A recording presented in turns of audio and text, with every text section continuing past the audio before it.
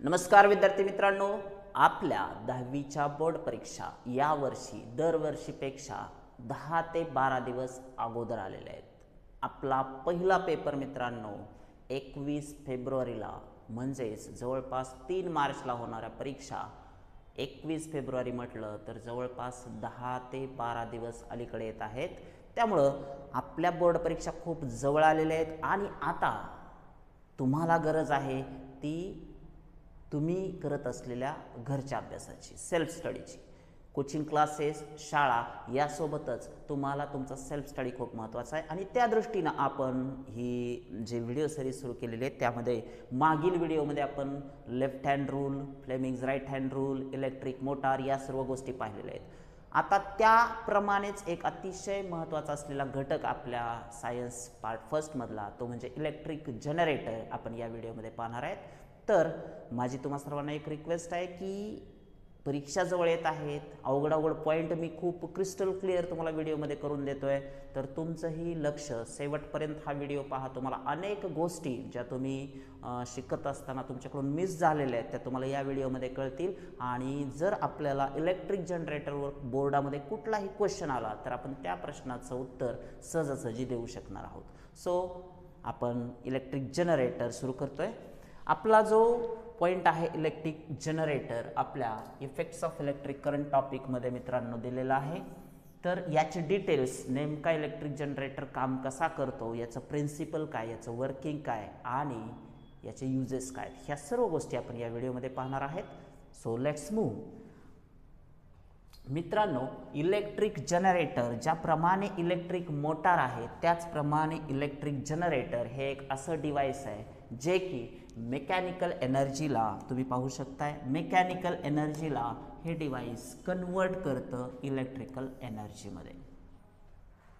याला electric generator म्हणतो आपण। सो डेफिनेशनच पाहायची झालं, आपण डेफिनेशनने सुरुवात करूयात। What is electric generator?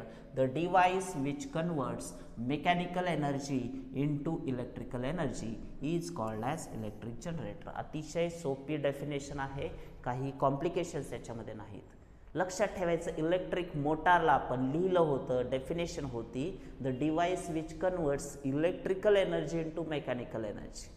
फॅनमध्ये असलेले इलेक्ट्रिक मोटार, रेफ्रिजरेटरमध्ये असलेले इलेक्ट्रिक मोटार, ई व्हेकल्समध्ये असलेले इलेक्ट्रिक मोटार, मिक्सर ग्राइंडरमध्ये असलेले इलेक्ट्रिक मोटार, हेअर ड्रायरमध्ये असलेले इलेक्ट्रिक मोटार, वॉशिंग मशीनमध्ये असलेले इलेक्ट्रिक मोटार, हे सगळे चालतात डिव्हाइसेस मित्रांनो इलेक्ट्रिक करंटच्या बेसवर आणि कन्व्हर्जन होतं मेकॅनिकल एनर्जीमध्ये। आता आपण एक्झॅक्टली अपोजिट जातोय इलेक्ट्रिक मोटारच्या प्रिन्सिपलच्या किंवा त्याच्या डेफिनेशनच्या। काय आहे तर इथं कन्व्हर्जन आहे मेकॅनिकल एनर्जीचं इलेक्ट्रिकल एनर्जीमध्ये, म्हणजे इथं उलट होतं। इलेक्ट्रिक मोटारमध्ये जे चालतं त्याच्यापेक्षा अपोजिट इलेक्ट्रिक जनरेटरमध्ये घडून येते, पहिली गोष्ट लक्षात ठेवा। So conversion of mechanical energy into electrical energy is called as electric generator. आता दुसरा प्रश्न, आपल्याला ही गोष्ट माहीत असली पाहिजे मित्रांनो की how many types of electric generator are there. So electric जनरेटरचे मित्रांनो 2 प्रकार आहेत, मुख्य 2 प्रकार इलेक्ट्रिक जनरेटरचे तुम्हाला पाहायला मिळतील। पहिला आहे AC इलेक्ट्रिक जनरेटर आणि दुसरा आहे मित्रांनो DC इलेक्ट्रिक जनरेटर।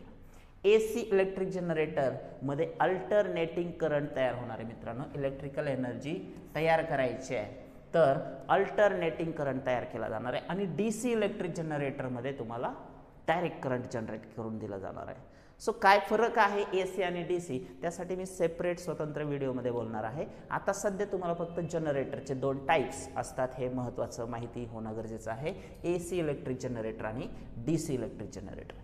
या व्हिडिओमध्ये आपण AC इलेक्ट्रिक जनरेटर कसा चालतो ते आपण अगोदर बघणार आहे, त्यानंतर सेपरेट व्हिडिओमध्ये आपण DC जनरेटर पण कसा चालतो आणि ह्या दोघांमध्ये नेमका काय फरक आहे ते पण पाहूया। Okay, so let's move. आता जातोय आपण डेफिनेशन नंतर इलेक्ट्रिक जनरेटरचं प्रिन्सिपल काय आहे। सो ज्याप्रमाणे इलेक्ट्रिक मोटारचं प्रिन्सिपल होतं त्याचप्रमाणे इलेक्ट्रिक जनरेटर सुद्धा कुठल्या तरी प्रिन्सिपलवरती, कुठल्या तरी फाउंडेशन सायंटिफिक बेसिसवरती चालतं मित्रांनो। ते प्रिन्सिपल आहे की electric generator works on the principle of Fleming's right hand rule. Fleming's right hand rule साठी तुम्हाला माझा या प्लेलिस्टमधला व्हिडिओ अगोदरच तयार झालेला आहे, खूप साऱ्या विद्यार्थ्यांनी तो पाहिला आहे, अखंड महाराष्ट्रामध्ये हा व्हिडिओ व्हायरल होत आहे. सो तुम्ही सुद्धा तो व्हिडिओ आवर्जून बघा. खूप सोप्या पद्धतीने, खूप सोप्या शब्दामध्ये, अगदी मराठी भाषेमध्ये, ग्रामीण भागातल्या सुद्धा प्रत्येक विद्यार्थ्याला समजेल अशा पद्धतीनं फ्लेमिंग्स राईट हँड रूल मी तिथं समजून दिलेला आहे मित्रांनो. त्या रूलच्या बेसिसवरती, त्या प्रिन्सिपलवरती आपला इलेक्ट्रिक जनरेटर चालतो. So the principle is electric generator works on the principle of Fleming's right hand rule. एवढं तुम्हाला माहिती असलं पाहिजे. आता फ्लेमिंग्स राईट हँड रूल काय आहे त्या व्हिडिओमध्ये तर मी सांगितलेलंच आहे. इथं पण तुम्हाला सांगतो की फ्लेमिंग्स राईट हँड रूलमध्ये 3 गोष्टी येतात. परत एकदा सांगतो की थंब, इंडेक्स फिंगर आणि मिडल फिंगर. थंबमध्ये मित्रांनो आहे मोशन ऑफ कंडक्टर. इंडेक्स फिंगरमध्ये तुम्हाला दिसेल motion of magnetic field, that is direction of magnetic field. आणि या दोघांचं एकमेकाला परपेंडिक्युलर असताना तिसरी एक क्वांटिटी जनरेट होते, ती म्हणजे इंड्यूस करंट, जी की मिडल फिंगरवर आहे.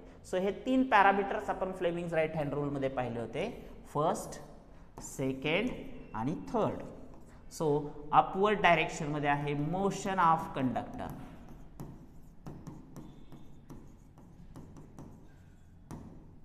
त्यानंतर इंडेक्स फिंगर इंडिकेट करते मोशन ऑफ और direction of magnetic field. Friends, direction of magnetic field. आणि तिसरी जी गोष्ट याला परपेंडिक्युलर असणार आहे ती म्हणजेच डायरेक्शन ऑफ इंड्यूस्ड करंट.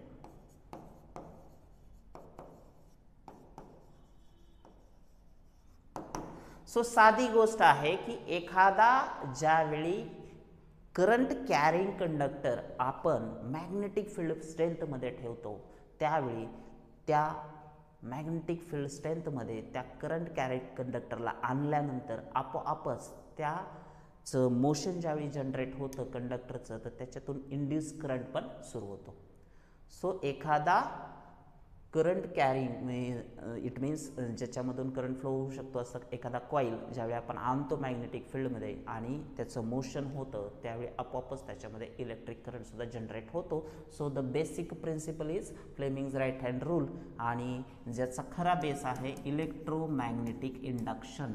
या सगळ्या गोष्टीसाठी रिस्पॉन्सिबल आहेत फॅराडेस आहे. मित्रांनो, मायकेल फॅराडे यांनी इलेक्ट्रोमॅग्नेटिक इंडक्शनचा सर्वप्रथम शोध लावला, जो की साधारणतः 200 वर्षापूर्वीची गोष्ट आहे. खरं तर त्यांच्या या शोधामुळं आज आपण जगभरामध्ये इलेक्ट्रिसिटी यूज करू शकतोय. वेगवेगळे डिव्हायसेस त्याच्या आधारावरतीच आपण वापरू शकतोय. त्याच्याबद्दलही मी स्वतंत्र एका व्हिडिओमध्ये बोलणार आहे. आता आपण जातोय इलेक्ट्रिक जनरेटरच्या या प्रिन्सिपलचा आधार घेऊन वर्किंग आणि कन्स्ट्रक्शन कशा पद्धतीने आहे तिकडं. So let's move. सो तर आता आपण बघतोय construction and working of electric generator. So खूप सोप्या पद्धतीने मी या व्हिडिओमध्ये तुम्हाला समजून देणार आहे. पुन्हा पुन्हा हा व्हिडिओ रिपीट करून पहा मित्रांनो. प्रत्येक वेळी तुम्हाला नवीन काहीतरी गोष्ट निदर्शनास येणार आहे आणि तुमचा जो कन्सेप्ट आहे इलेक्ट्रिक जनरेटरचा असेल, इलेक्ट्रिक मोटारचा असेल, तसं पाहायला गेलं तर हा टॉपिक अवघड आहे. मुळात फिजिक्स विद्यार्थ्यांना अवघड जातो, पण खरं तर इंटरेस्टिंग फिजिक्सच आहे. So let's move. Construction and वर्किंगमध्ये फर्स्ट पार्ट आहे याचा इलेक्ट्रिक जनरेटरचा, तो म्हणजे कन्स्ट्रक्शन. कन्स्ट्रक्शनमध्ये काय काय येतं मित्रांनो, तर कुठले कॉम्पोनंट्स इलेक्ट्रिक जनरेटर बनवताना आवश्यक आहेत. सो पहिला आणि सगळ्यात महत्त्वाचा कॉम्पोनंट आहे मित्रांनो रेक्टँग्युलर कॉईल. इलेक्ट्रिक जनरेटर बनवत असताना आपल्याला रेक्टँग्युलर कॉईलची गरज आहे. ह्या कॉईलला आपण नावसुद्धा देऊ शकतो कॉईल ABCD. तुम्ही इथं पाहू शकताय डायग्राममध्ये मी ग्रीन कलरने ही कॉईल दाखवलेली आहे मित्रांनो. रेक्टँग्युलर कॉईल आहे ABC आणि D. ही कॉईल आपल्याला सगळ्यात प्रथम गरजेची आहे. दुसरा आहे की आपल्याला इलेक्ट्रिक जनरेटर बनवण्यासाठी स्ट्रॉंग मॅग्नेट लागतो. स्ट्रॉंग मॅग्नेट जो की मॅग्नेटिक फील्ड जनरेट करेल. नॉर्थ आणि साऊथ पोल हा स्ट्रॉंग मॅग्नेट त्या कॉईलच्या सराउंडिंगमध्ये तुम्हाला अरेंज करावं लागेल. त्यानंतर आहे तिसरी महत्त्वाची गोष्ट म्हणजे कार्बन ब्रशेस. कार्बन ब्रशेस जी की आपली पुढची गरज आहे मित्रांनो. इथं तुम्ही पाहू शकताय कार्बन ब्रशेस मी दाखवलेले आहेत. कार्बन ब्रशेस याला मी वाटल्यास नाव पण देतो ब्रश B1 आणि इकडच्या बाजूला असेल ब्रश B2. सो 2 कार्बन ब्रशेसची आपल्याला आवश्यकता आहे मित्रांनो, B1 आणि B2. त्याचप्रमाणे आपली पुढची आवश्यकता आहे ती म्हणजेच रिंग्स. आपल्याला 2 रिंग्सची गरज आहे इथं मित्रांनो. 2 रिंग्स ॲक्सेलच्या भोवताली आपल्याला अरेंज कराव्या लागतील. त्या रिंग्स कशा आहेत पहा, इथं मी पिंक कलरने या रिंग्स दाखवलेल्या आहेत. वाटल्यास आपण त्याची नावं देऊन टाकूयात rings. These are rings. So 2 rings आपण वापरतोय, R1 आणि R1 आणि R2. दोन्ही रिंगचे आपण अल्फाबेटिकल R1 आणि R2 असं रिंगचं पण नेमिंग मी करून घेतो इथं मित्रांनो. त्यानंतर आपली पुढची गरज आहे ॲक्सेल. जनरेटर बनवताना मित्रांनो लागणार आहे आपल्याला ॲक्सेल. इलेक्ट्रिक मोटारमध्ये पण ह्या सर्व गोष्टी होत्या, इथं पण आपण ॲक्सेल यूज केलेला आहे. So this is axle part of the generator. Then the last but not least galvanometer. जी पण काही इंड्यूस करंट जनरेट होईल आपल्या या डिव्हाइसमध्ये तो काउंट करण्यासाठी, त्याचं मेजरमेंट करण्यासाठी गॅल्व्हॅनोमीटर देखील आवश्यक आहे. ओके. सो तुम्ही कन्स्ट्रक्शनमध्ये परत एकदा पाहू शकता, rectangular coil, strong magnet, carbon brushes, rings, ज्या रिंग्सला R1 अँड R2 आपण म्हणूयात, आणि ॲक्सेल आणि शेवटचा गॅल्व्हॅनोमीटर जो की करंट स्ट्रेंथ मेजर करणार आहे. ओके. आता हे झालं कन्स्ट्रक्शन पार्ट मित्रांनो.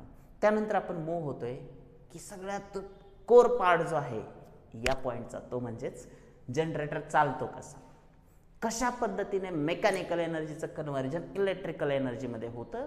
दिस इज क्वाईट इंटरेस्टिंग. खूप इंटरेस्टिंग आहे मित्रांनो. पाठ करण्यापेक्षा समजून घ्या तुम्ही, कारण समजून घेऊन जो केलेला अभ्यास आहे तो आपण कधी विसरत नाही आणि त्याचा आपल्याला लाईफ टाईम उपयोग पण पुढे होणार आहे. ज्यावेळी आपण असे डिव्हायसेस डे टू डे लाईफमध्ये पाहू तर आपल्याला त्याचं फंक्शन माहिती आहे बाबा, हा एक वेगळा आनंद आपल्याला असतो. सो फक्त मार्क्सच्या दृष्टीने बघू नका, ॲक्च्युअलमध्ये जनरेटर कसा चालतो ते आपल्याला बघायचं. So let's move to the working of the electric generator. आता जातो आपण वर्किंगकडे.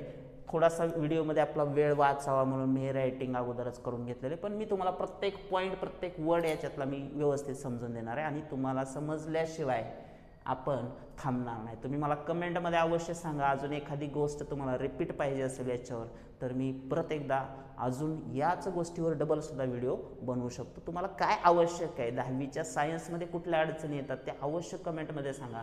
तुमच्यासाठी त्या पॉईंटवरती मी व्हिडिओ जरूर बनवेन. Okay. Let's move to the working. आता वर्किंगमध्ये पहा, when the axle is rotated from outside. सगळ्यात पहिली गोष्ट आहे मित्रांनो, मोटरमध्ये आतल्या करंटद्वारे ॲक्सेल फिरवला जात होता आणि त्याच्याद्वारे मेकॅनिकल एनर्जी जनरेट होती. फॅन फिरणं, मिक्सर फिरणं, वॉशिंग मशीन फिरणं, ड्रायरची मशीन फिरणं, इलेक्ट्रिक व्हेकल्स पुढं मागं जाणं, हे जे सगळं मोशनचा प्रकार आहे, मेकॅनिकल एनर्जी तयार केली जात होती. म्हणजे ॲक्सेलला आतल्या करंटद्वारे फिरवलं जात होतं. आता त्याच्या एक्झॅक्ट प्रिन्सिपलवरती आपण इथं काम करतोय. ॲक्सेलला इथं मित्रांनो आउटसाइड फिरवतोय आपण, आणि कशाच्या आधारावरती फिरवतोय तर मशीनच्या आधारावरती. So when the axle is rotated outside with the help of machine. सगळ्यात लक्षात ठेवा, जो ॲक्सेल असणार आहे मित्रांनो, हा जो ॲक्सेल असणार आहे याला आपण बाहेरून फिरवणार आहोत, बाहेरून सोर्सचा वापर करणार आहोत. मग ते हायड्रो इलेक्ट्रिक पॉवर स्टेशनमध्ये पाण्याचा मारा करून करणं असेल, थर्मल पॉवर स्टेशनमध्ये टर्बाईनला फिरवताना स्टीमचा प्रेशर वापरणं असू द्यात, न्यूक्लिअर पॉवर स्टेशनमध्ये न्यूक्लिअर एनर्जीचा वापर असू द्यात. ओव्हरऑल काय, सगळीकडे टर्बाईन्स फिरवले जातात, म्हणजे ॲक्सेलला बाहेरून फिरवलं जातं मित्रांनो. आणि एकदा का ॲक्सेल रोटेट झाला, पुढं काय होतं बघूया आपण. When the axle is rotated from outside with the help of machine, the coil ABCD starts rotating. So जी आपली कॉईल आहे मित्रांनो ABCD, ती पण रोटेट व्हायला सुरू होईल. आता ती रोटेट कशी होते पहा, करंटची डायरेक्शन याच्यामध्ये ती पण खूप मॅटर करते. Rotate, coil rotate, it is very much important. Coil starts rotating. On rotating the axle, the branch AB moves upwards and the branch CD moves downwards. हे सगळ्यात महत्त्वाचे लक्षात ठेवा. ज्यावेळी कॉईल रोटेट होते त्यावेळी तुमच्या एक गोष्ट लक्षात यावी की कॉईलची रोटेशनची डायरेक्शन अशी आहे. What is the direction of rotation of coil? It is clockwise direction. Clockwise direction मध्ये आपली जी कॉईल आहे रेक्टँग्युलर कॉईल ती रोटेट होते मित्रांनो. म्हणजे ए बी साइड वरती जाईल आणि साहजिकच ज्यावेळी ए बी साइड वरती जाते तर सी डी साइड कुठं जाईल, खाली जाईल. It means C D side खाली, ए बी साइड वर, ए बी साइड वर, सी डी साइड खाली. सो रोटेशन कुठलं आलं मग, हे क्लॉकवाईज रोटेशन झालं कॉईलच. So this is upward direction and this is downward direction, the direction of current. So आता तुम्हाला याच्यात एक गोष्ट लक्षात आली असेल की करंटची डायरेक्शन काय राहील. मग according to Fleming's right hand rule electric current flows in the direction, कुणीकडून कुणीकडे करंट फ्लो होतो. मग तुमच्या सहज लक्षात येणारी गोष्ट आहे मित्रांनो, from the direction A to B to C to D. A कडून बी कडे जाईल, बी कडून सी कडे जाईल करंट, सी कडून डी कडे जाईल. Therefore the current flows from B2 to B1 in the external circuit. आता खूप महत्त्वाच्या पॉईंटकडे मी आलेलो आहे. करंटची डायरेक्शन ABCD असेल त्यावेळी एक्सटर्नल सर्किट जे बाहेर जोडलेले आपण ॲक्सेलसी कनेक्शन आहेत ते आहेत ब्रशेसचे B2 to B1 in the external circuit through the galvanometer. परत एकदा तुम्हाला डायग्रामकडे आणतो मी, तुम्ही बघू शकताय करंटची direction A to B to C to D असेल. ए बी साइड वरती जाते, सी डी साइड खाली जाते. करंट इकडून इकडे येतोय मित्रांनो. इकडची बाजू अगोदर जोडलेली आपण इथं कुठल्या रिंगला, सेकंड रिंगला R2 ला, आणि तिथं कोणता कार्बन ब्रश आहे तर B2 आहे. सो कार्बन ब्रश B2 कडून करंट कुणीकडे फ्लो होणार आहे, this is the direction of the current. Current flows from B2 to B1. कुणीकडून कुणीकडे चाललाय करंट, B2 टू B1. ज्यावेळी इंटरनल सर्किट कॉईल मध्ये करंटची डायरेक्शन ABCD आहे त्यावेळी एक्सटर्नल सर्किट मध्ये करंटची डायरेक्शन B2 टू B1 आहे. Let's move. आता हे कधीपर्यंत चालू राहील, जोपर्यंत हाफ रोटेशन होत नाही तोपर्यंत. म्हणजे काय, ही साइड वरती जाणार, ही साइड खाली जाणार, आणि तुम्ही बघू शकताय this is in upward direction, this is in downward direction. Half rotation मध्ये ही बाजू मित्रांनो इकडे येईल, ही बाजू इकडे येईल. हे सर्वसामान्य आहे, सगळ्यांना समजणारी गोष्ट आहे. A B side half rotation मध्ये इथं जाईल, सी डी साइड इथं जाईल. It means they will change their position. After half rotation the branch A B and C D exchange their position. A B आणि सी डी त्यांच्या position change करतील. आता ए बीच्या जागेवर सी डी आहे आणि सी डीच्या जागेवर ए बी आहे. हाफ रोटेशन कंप्लीट झालं, कॉईल फिरून हाफ रोटेशन केलेले coil. Then the induced current flows as. आता काय होणार, पोझिशन एक्सचेंज झाल्यात म्हणजे करंटची डायरेक्शन पण बदलणार. करंटची डायरेक्शन कुठून सुरू होती, करंटची डायरेक्शन पहा, या ठिकाणी आता सी डी आहे म्हणजे करंट इथं डी पॉइंट आहे. डी पासून आता मी अल्फाबेट चेंज करेल. डी पासून करंट कुठं जाईल, सी पर्यंत. परत इथं कोण आलंय, बी. इथं कोण आहे, ए. सो तुम्ही बघू शकताय डी सी बी ए. सो करंटची डायरेक्शन आता डी सी बी ए अशी राहणार आहे. म्हणजे समजण्यासारखी गोष्ट लक्षात घ्या की करंटची डायरेक्शन आता पहिल्या डायरेक्शनच्या विरुद्ध आहे मित्रांनो. पहिली डायरेक्शन होती आपली A to B to C to D. आताची डायरेक्शन आहे D to C to B to A. करंटची डायरेक्शन चेंज झाली, ऑपोजिट झाली. So since the branch B A is in contact with brush B1, आपण काय केलेलं आहे, कनेक्शन देताना प्रत्येक ब्रँच जी आहे कॉइलची ती फिक्स केलेली आहे. ए बी ब्रँच B1 ला जोडली होती, सी डी ब्रँच आपण B2 ला जोडली होती. सर लक्षात नाही आमच्या, बघा डायग्राम मध्ये. ए बी जी ब्रँच होती कॉइलची ती कुठं जोडले, B1 ला, आणि सी डी जी ब्रँच होती ती कुठं जोडले, B2 ला. सो हे कनेक्शन तर फिक्स आहेत, ते रिंग्स फिरतायत ॲक्सेलच्या भोवताली. त्यामुळं काय होतंय की आपोआपच जी करंटची डायरेक्शन तुमची चेंज झालेली आहे तिथे येतो आपण की BA B1 ला कनेक्ट आहे and branch DC is in contact with B2. जी DC ब्रँच आहे ती कोणाला कॉन्टॅक्ट मध्ये, B2 ला आहे. सो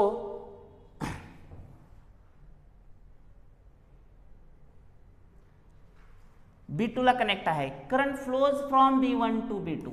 आता यावेळी काय होईल मग, करंटची डायरेक्शन पण बदलेल. अगोदर B2 टू B1 होता करंट, आता काय असेल, B1 टू B2 असेल. कसं सर, एक मिनिट दाखवतो. हे पहा, सी डी ब्रँच इकडे आली म्हणजे हा B2 आता कुणीकडे इकडे आहे, करंट इकडून तिकडे आहे म्हणजेच आता करंटची डायरेक्शन तुम्ही बघू शकताय कुणीकडून कुणीकडे आहे, कार्बन ब्रशेस इथं आहेत. सो जर तुम्ही पाहिलं तर करंटची डायरेक्शन आता B1 टू B2 असेल, कारण का आता करंटची डायरेक्शन बदलली, पहिल्यापेक्षा विरुद्ध आहे. In the external circuit that is in the direction opposite to the previous half rotation. So first half rotation मध्ये B2 टू B1 आणि सेकंड हाफ रोटेशन मध्ये B1 टू B2. आणखी थोडंसं क्लिअरन्स आणतो मी, याच्यातले जे टिपिकल पॉइंट आहेत त्याच्यावरतीच मी जास्त फोकस केलाय. This repeats after every half rotation and this way alternate current is produced using AC generator. अर्ध्या रोटेशनला एक वेगळी डायरेक्शन, दुसऱ्या अर्ध्या रोटेशनला वेगळी डायरेक्शन. पहा की पॉइंट्स मध्ये फर्स्ट हाफ रोटेशन मध्ये direction of current in the coil कशी होती, ABCD. आता हे झालं इंटरनल सर्किट मध्ये, कॉइलच्या मध्ये. तसंच direction of current in the external circuit, ज्यावेळी करंटची डायरेक्शन ABCD असते, बाहेर करंट कुणीकडून कुणीकडे चाललाय तर B2 टू B1 चाललाय. पलीकडे B2 होता, तिकडून इकडे यायला गॅल्व्हनोमीटरच्या थ्रू. आता हाफ रोटेशन मध्ये हे सगळंच बदललंय. सेकंड हाफ रोटेशन मध्ये काय, direction of current in the coil DCBA आहे. डायरेक्शन काय DCBA आहे. मग त्यावेळी एक्सटर्नल सर्किट मध्ये जी करंटची डायरेक्शन असेल ती काय असेल मित्रांनो, B1 टू B2 असेल. म्हणजेच हाफ रोटेशनला वेगळी डायरेक्शन, दुसऱ्या हाफ रोटेशनला वेगळी डायरेक्शन. अशा पद्धतीने AC जनरेटर मध्ये एक सायकल पूर्ण होत असताना करंटची डायरेक्शन चेंज होते. आणि एक्सटर्नल सर्किट मध्ये आपल्याला रोटेशन कॉइलचं झाल्यानंतर जे पण काही ॲक्सिलमुळं कॉइलचं रोटेशन झालेलं त्याच्यामुळे करंट तर मिळतो, पण अल्टरनेट करंट मिळतो, AC करंट मिळतो. म्हणून या डिव्हाइसला AC इलेक्ट्रिक जनरेटर असं म्हणतात. सो तुम्हाला या व्हिडिओनंतर येणारा आपला दुसरा व्हिडिओ असणार आहे DC जनरेटर आणि AC आणि DC मधला फरक काय असेल ते मी मित्रांनो सांगणार आहे. तर आपल्या चॅनलला अजून पण सबस्क्राईब केलं नसेल तर जरूर करा आणि अशाच नवनवीन व्हिडिओसाठी तुमच्या मित्रमैत्रिणींना पण हा व्हिडिओ शेअर करा. आवडला असेल तर लाईक देखील करा. तुम्हाला कुठल्या पॉईंटवरती 10वीच्या सायन्समधील व्हिडिओ पाहिजे ते सुद्धा कमेंटमध्ये आवर्जून सांगा. भेटूयात एका नवीन व्हिडिओसह. थँक्यू.